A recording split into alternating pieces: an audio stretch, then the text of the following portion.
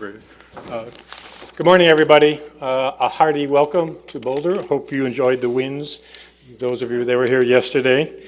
Beyond just a mere welcome, I want to thank all of you for being here, especially during the government shutdown. I realize there's probably not many feds here, if at all. I'm starting to hear some rumblings that we may see some relief in sight in DC, maybe as early as next week. So let's see if saner heads prevail.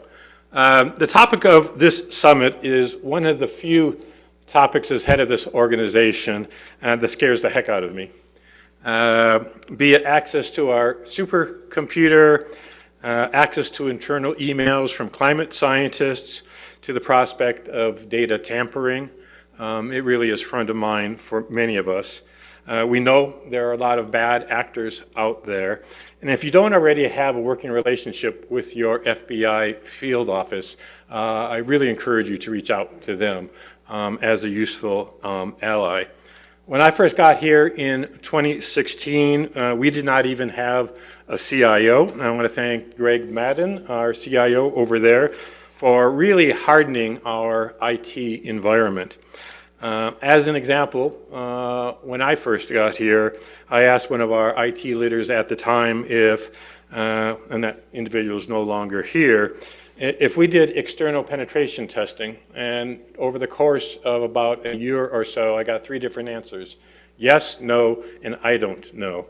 And so it really was the Wild West here for quite a time. And again, my thanks to Greg and all of you so that we can all learn from each other during these times when, you know, we're dealing with threats from all different points. So again, I wish you a very good workshop. And again, thanks for coming. And I think we have a lot to learn from each other. Thanks very much.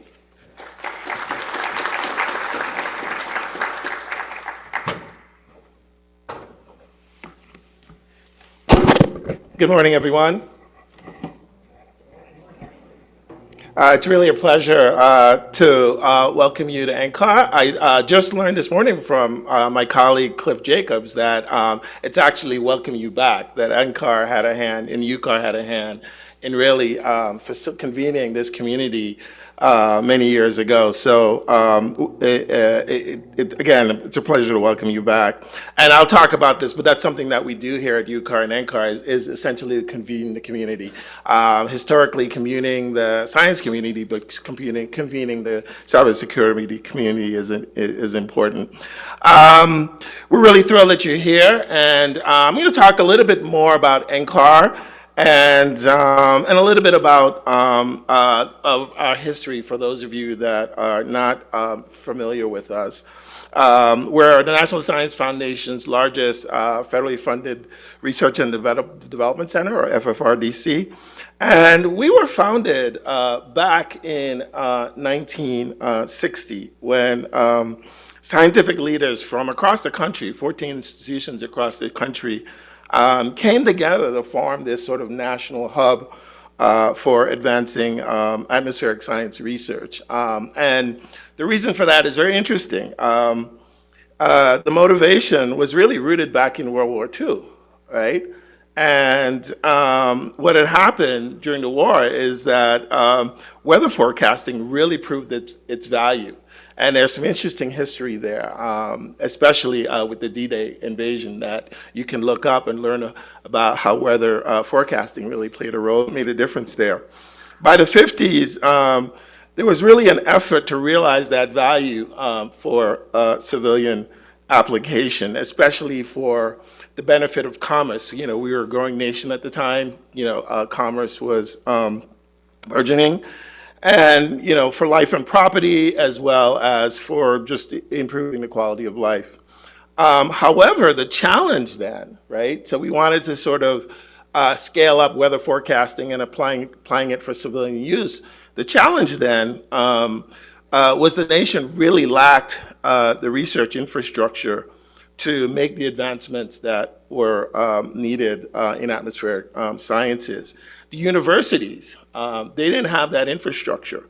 They didn't have the computational science. They didn't have cutting edge instrumentation and observation capabilities to make the advancements needed. And also, there was a lack of critical mass of scientific expertise to develop and apply that technology. So NCAR was brought into being, and the university community formed UCAR to manage NCAR, and UCAR has managed NCAR since that time. NCAR's mission then and today really remain the same, and that is to extend the capabilities of the university community to advance atmospheric and earth system sciences for the benefit of society. Not just only curiosity-driven research, but really for the benefit of society. We've broadened that scope. We now really do what we call earth system sciences, and that's recognizing that the understanding of the atmosphere is really part of this system, really part of the earth system and not isolated from it. So it's important to have that understanding for not only for weather prediction, but for wildfire forecasts, for space weather forecasts, forecasting, and much more. The facilities we develop are cutting edge facilities and capabilities that really go beyond, again, this idea of extending the capabilities of the university community that really go beyond the university community. So we're not duplicative of the capabilities in the university community. And you can imagine that's evolving, right? Even in this space of computational science for research, we keep moving ahead of the developments in the research community. So we're here to extend those capabilities. And in these days, our facilities include our research aircrafts and all the sophisticated instrumentation that are deployed on a platform like that. Advanced radars, for example. Some of the most complex Earth system models in the world we maintain, operate here, and provide to the community. Open source data is critically important. We have a very significant collection of open source data that we provide to the community. Training actually is part of what we do, and obviously HPC and much more. And then speaking about HPC, we operate the NCAR Wyoming Supercomputing Center, NWSC as we call it, for the National Science Foundation as a national facility for computational resources for the community. The HPC that we have housed now at NWSC is a 20 petaflop machine, medium size, maybe lower size these days. And we call it the ratio, and that really serves the research community. And we also house data and cloud resources at the NWSC. We've been operating the NWSC for more than roughly a decade. And what we do in terms of HPCs, we usually we have a 4 to 5 years renewal cycle for our HPC systems. And so we recently, last couple of years, acquired Derecho. And it's also important to note, just a couple more things. It's also important to note that at NCAR, it's not just about the hardware and the shiny objects. It's also really about the world-class scientific expertise among our staff that are important for the research and development that we do, and the application of that, of these cutting-edge facilities to solve complex problems. And NCAR, in partnership with UCAR and in partnership with the university community, we've really delivered on this vision, this original vision over the years. And we have really, in partnership with the research community again, has made really far-reaching accomplishments, from advancements in aviation weather that has really made it safer to fly. Tony talked about the winds yesterday.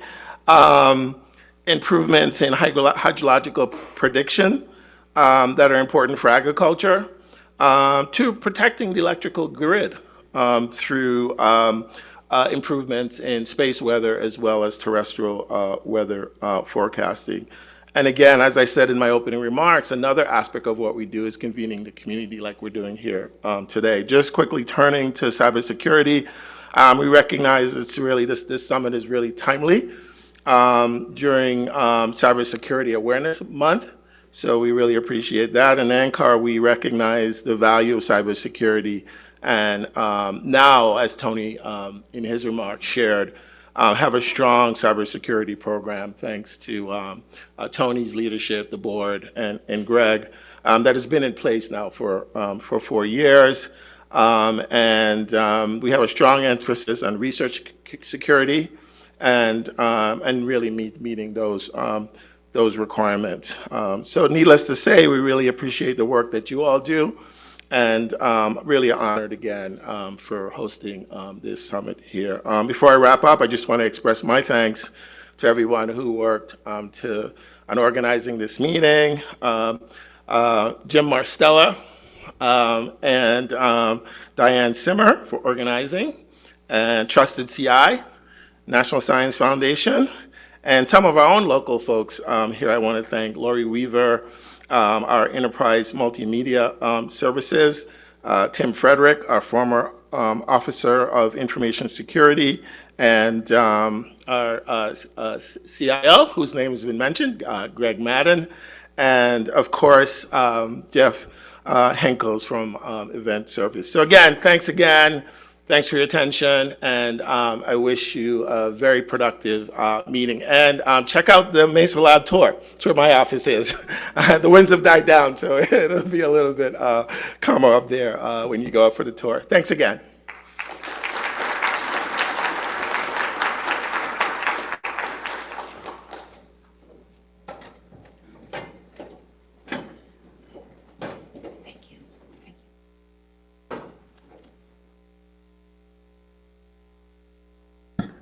All right, so we're going to take welcome Greg Madden, who is the Chief Information Officer at UCAR. Welcome, Greg. Thank you. Good morning, everybody. And first, thank you very much to Tony and Everette for coming by and providing opening remarks today. I really appreciate that. This will be a little bit more meat and bolts about not nuts and bolts, meat and potatoes, about IT and our research computing and data ecosystem, and a little bit about our cybersecurity program as well. So we do have here, we've got about 200 people who are either in an IT position or a research computing and data position. I'll just call that RCD from now on.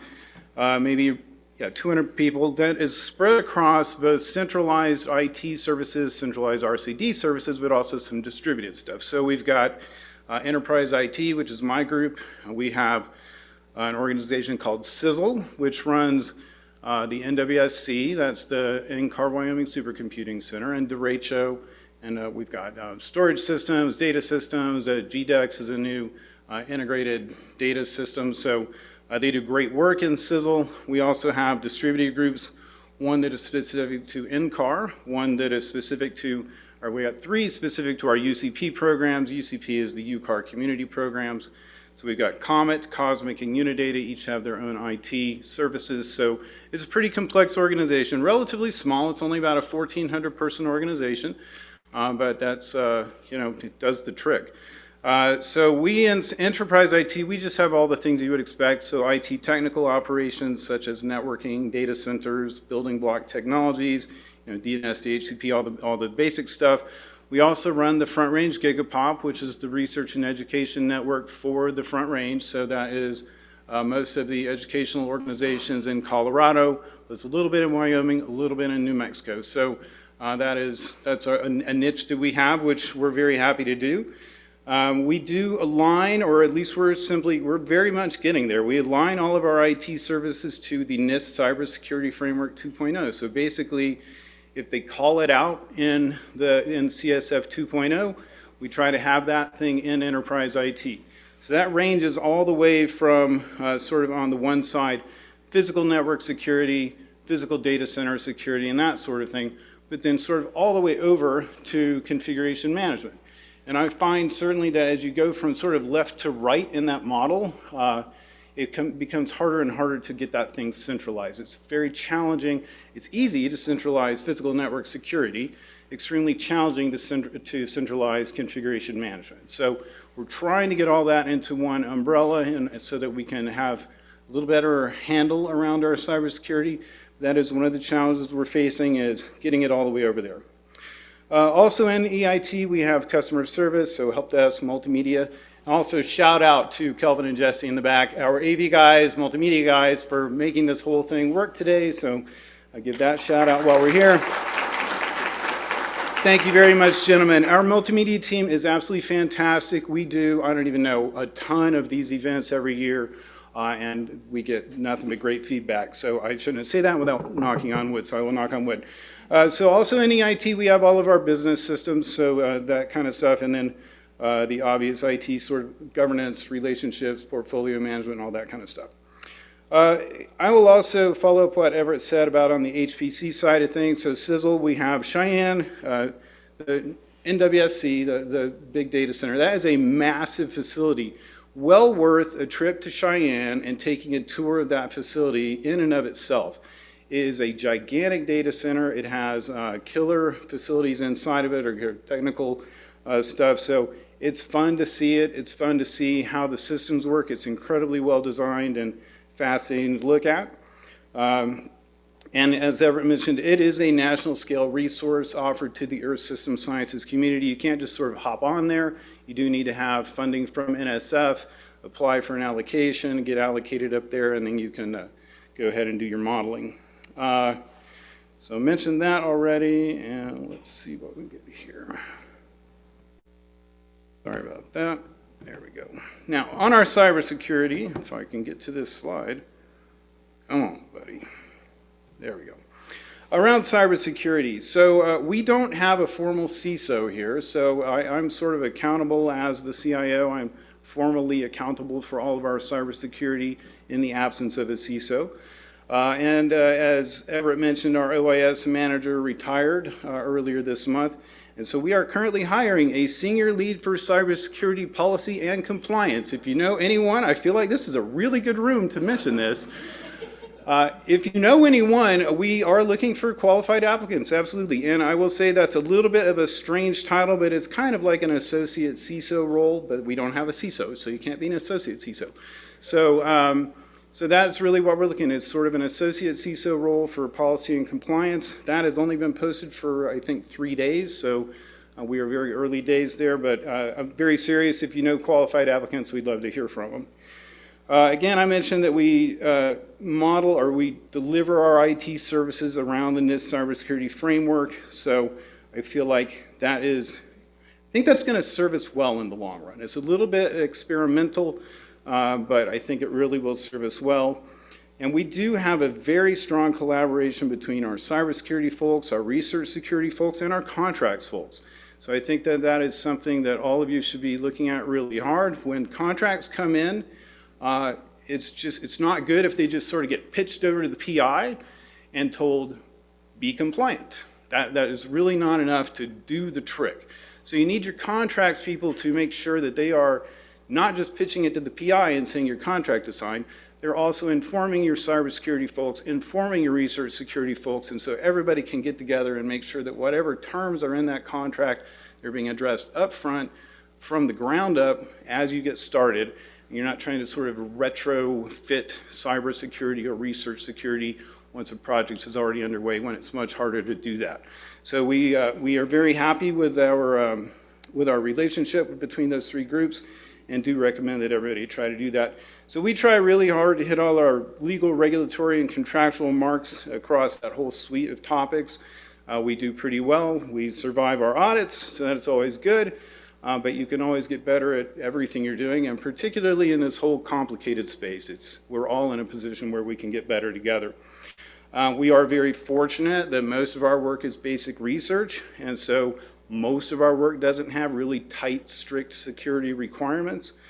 We do have a sprinkling of export controlled and highly regulated projects, COSMIC being the most sort of famous one. So you can Google COSMIC and see what that's all about. I think I might just leave it right there. I've got some details on the way we structure our cybersecurity program, but I don't think that is necessary for anyone to hear. So just want to finish up by, again, thanking all of you for coming here, welcoming you to Boulder. This is a really beautiful place. You know, as somebody, I had wanted to live here since 1986. It took me until 5 years ago to get a job here. My master's degree was in climate change. I feel incredibly blessed to get to live in Boulder, be the CIO for UCAR, and you know, this is like my dream. So it really is my dream come true. I've been here 5 years, came in the middle of the pandemic. There's been so many transitions. People came back to the office. We're now back in the office, but things are still beautiful here. And one thing that is a blessing here is every day you wake up is gorgeous. And the weather is always perfect. And you might think that or not think that depending on where you're from, but I would say there has never been a day that I lived here where the weather wasn't exactly perfect. So that is what I will leave you with. If you get the chance to do the Mesa Lab tour, take it. And then go for a little hike, take an Uber back down, because once you get up in the Flatirons, you will just be amazed how beautiful it is. If you get lucky, you'll see bobcats or bears or all kind of cool stuff. Those are great. Rattlesnakes, all of them. They're not going to hurt you. They're just going to sit over there and let you take pictures. So it is a beautiful experience. And so welcome to everybody. Hope you have a wonderful couple of days. Thank you very much.